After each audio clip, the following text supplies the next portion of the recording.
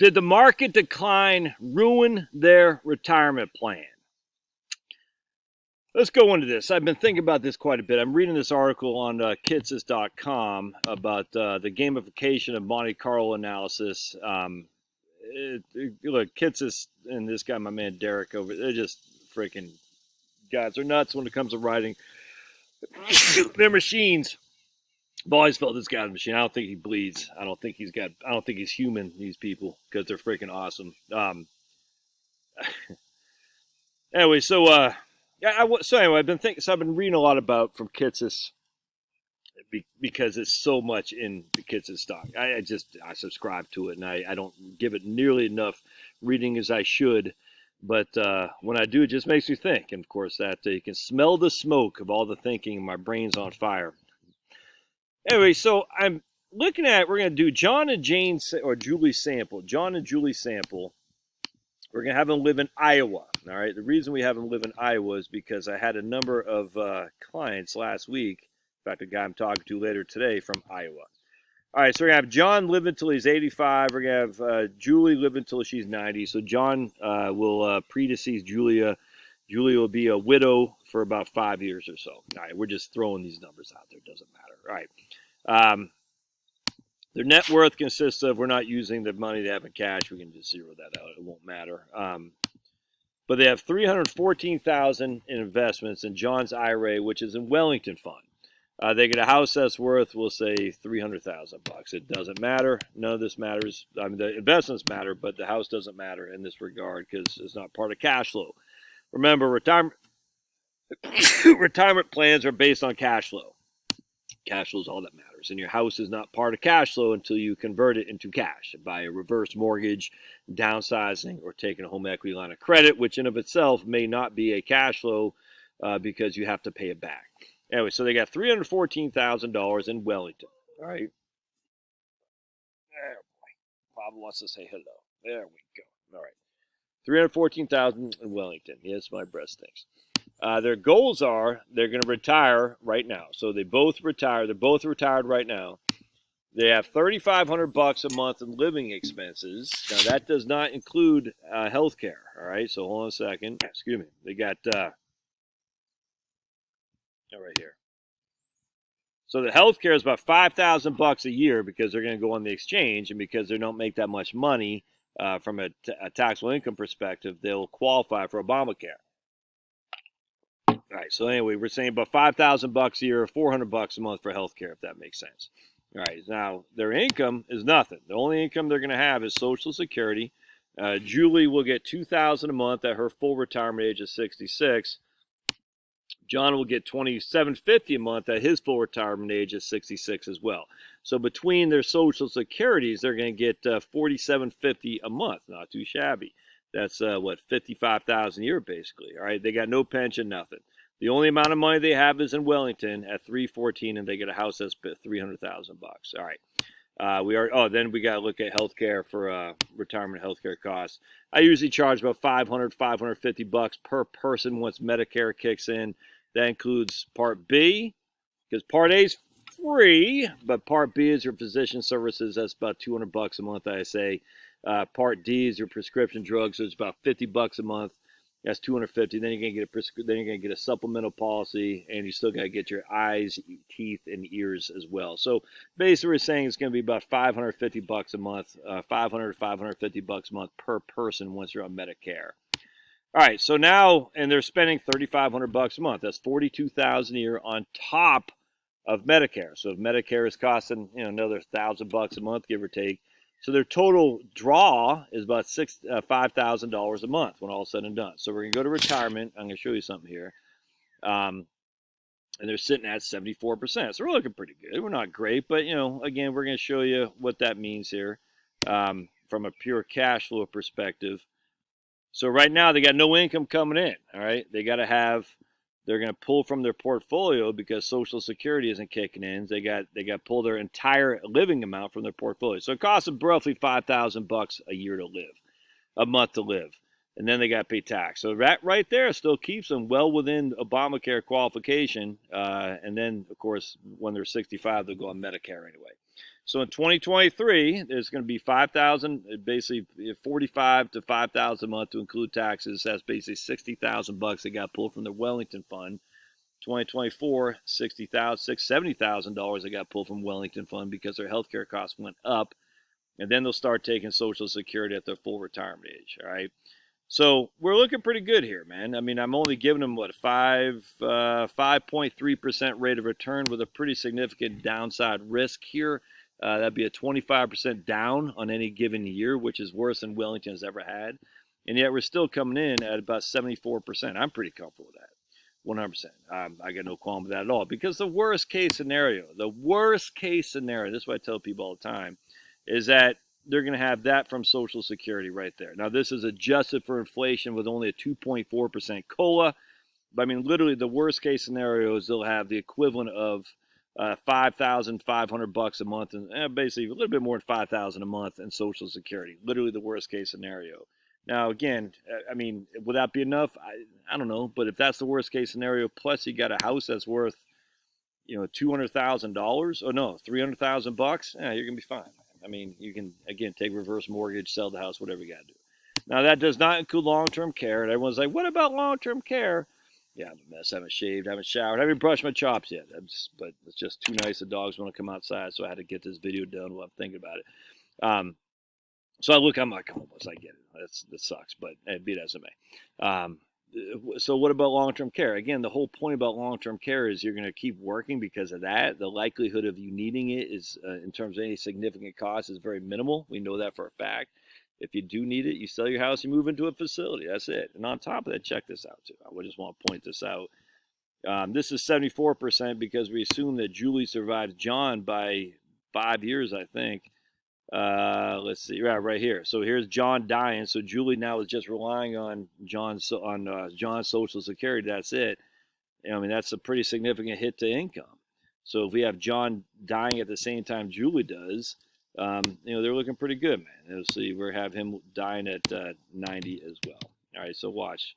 And again, I don't like that because I want to assume that someone dies earlier than the other person, essentially leaving the woman, and now we're at 77%. So we're good. But that's not what I want to show you about. I'm painting the picture here of well, that's 88 for some reason, whatever. But now we're going to do a market decline. So remember, we're at 75%, 74%. We're fine. I would say absolutely go to retire. I get no qualm with that at all. 72%. All right, so we're sitting pretty. We got John dying at what age? Oh, 80. Why did it change? I want 85. John dying at 85. Let's just make I'll say 86. I don't care. I just want to get over the 75% threshold. So I want to show you something here. Again, 75% is my go-to. I'm trying to get, there you go, 75%, perfect. All right, so now what we're going to do, though, is we're going to have the Wellington drop by 20%. Is that what we had? Hold on a second. Is that 314? 314 now. We want to drop by 20%. So 314 times 0.8 should be 251. All right, so we're going to have Wellington at 251. So it's dropped by 20%. 44, or Wellington's trading at $70.59 a share. So we'll just say 250 divided by 70.59. That's 3,541 shares. All right, good. So 3,541 shares. All right, so remember, we were at 75% before. Again, let me explain what 75% meant.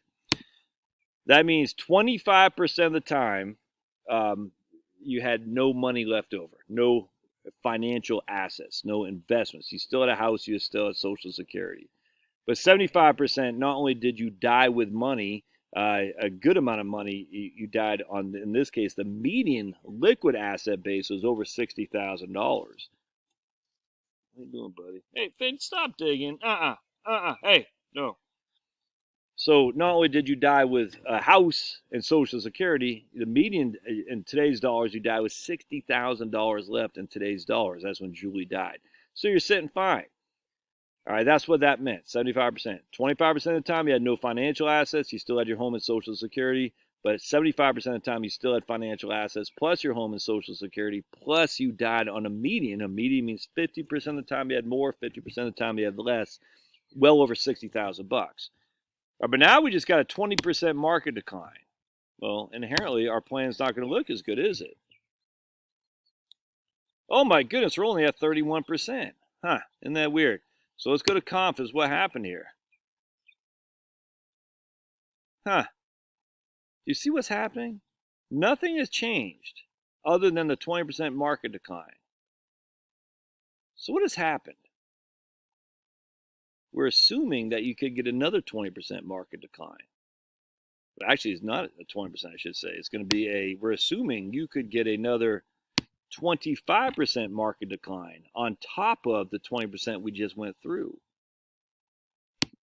Now, what's the likelihood of Wellington going down another 25% on top of the 20% we just went through? Has it ever happened? No. Could it happen? Sure. Has it ever happened? It has never happened. Not even close. Not even close. We can actually look at the Wellington Fund. And again, I don't know. You see, in 1930, in 1931, it did do that. It fell 21%, 26% respectively during the midst of the Great Depression. But you know what else happened those years? Is inflation went down 2.3, -9, -10. So it's deflation, then -5. It's hard to see that happen again, but I mean, anything could happen. It did happen. Down 21% in year one and 25% the next year, for sure. That did happen, but also the price of goods went down too.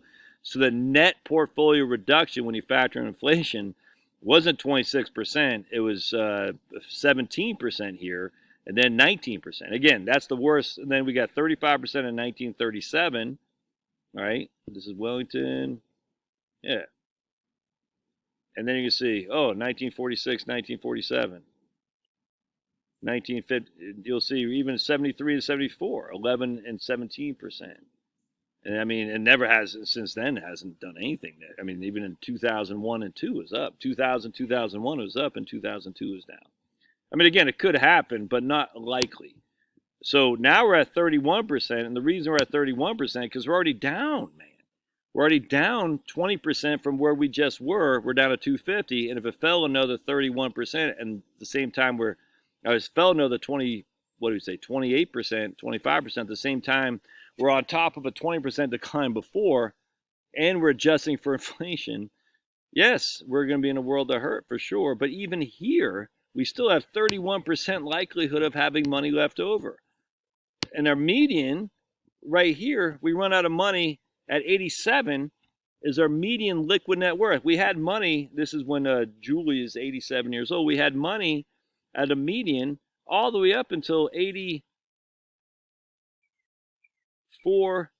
85, 86, 87 years old. Even then we still had $1,600, but still, we didn't really run out of money. 50% of the time we had more than nothing until 87 years old, man. I mean, and that's assuming that you're spending. I mean, again, I'm not saying this isn't making nerve-wracking, but that's assuming that your spending didn't drop at all. Our expenses are 70, 77, 82, 84, 87, 90, 103. And then our spending drops by $30,000 when John dies, but our income dropped by $38,000. Is Julie still going to be spending that kind of money? I highly suspect it won't. But this is after. I hope this makes sense. This is after a market crash of market decline of 20%. You're saying we have a possibility of having another one. Not only another 25% crash, you have a possibility of having another one on top of that, which has never happened. We never had a 20, 25, 25%. And this is where the Monte Carlo can lead us a little bit askew because we're like, what's that likelihood of happening? As if we live in this vacuum. So now if we go back to profile, and we're just going to make this, again, our goals, because I want to show you again how this works. I think we had 4,500 shares or something, 4,450. There we go. Let me show you how this works again. We think a 20% market to crash. We go to confidence. See here, we're at 314. We're assuming a 25% market crash takes us down here, and yet even here we still have a probability of success of 75%, which is well within reason. Anyway, the point being, if you still have a 75% probability of success after a 20% market crash, man, you're good, man. And I can't guarantee anything, but just like, man, The likelihood of having another worst case scenario after a 20% decline, not high. Anyway, I hope this makes sense. I just had to get off my chest. Let me hear your thoughts. We'll see you